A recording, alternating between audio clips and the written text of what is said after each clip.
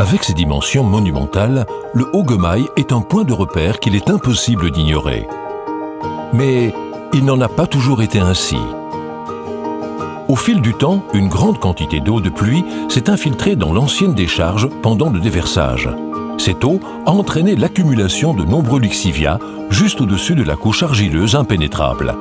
Pour éviter que les eaux polluées entrent en contact avec les nappes phréatiques, elles sont acheminées vers une installation d'épuration. Aujourd'hui, la couverture finale de l'ancienne décharge est en place. Le site est, en outre, entouré de murs verticaux. Bref, l'eau de pluie ne peut plus s'y infiltrer. Par conséquent, la quantité de lixiviat à purifier diminue. L'épuration des eaux perd donc son utilité.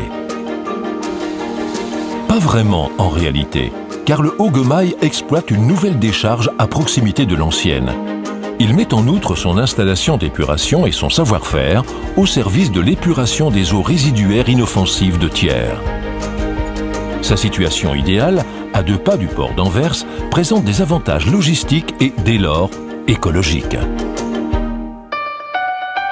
Sur la base d'études de faisabilité approfondies, des réservoirs tampons ont été construits pour augmenter la capacité de stockage et permettre un pré-traitement. Une fois le bon mélange d'eau résiduaire formé, il est acheminé vers l'installation d'épuration propre.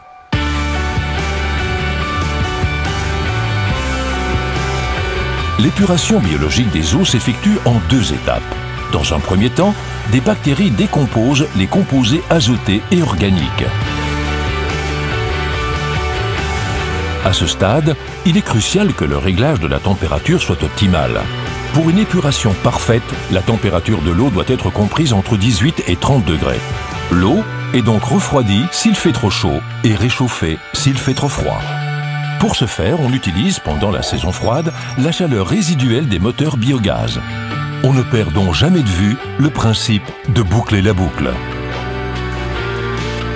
Des membranes séparent ensuite le limon de l'eau.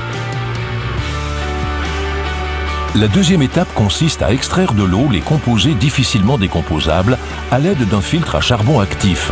De quoi assurer une épuration optimale des eaux et permettre à l'eau de retrouver sa place dans la nature. Le Haut-Gomaï prouve donc au quotidien que la gestion moderne des déchets consiste à boucler les cycles là où c'est possible. Et c'est possible.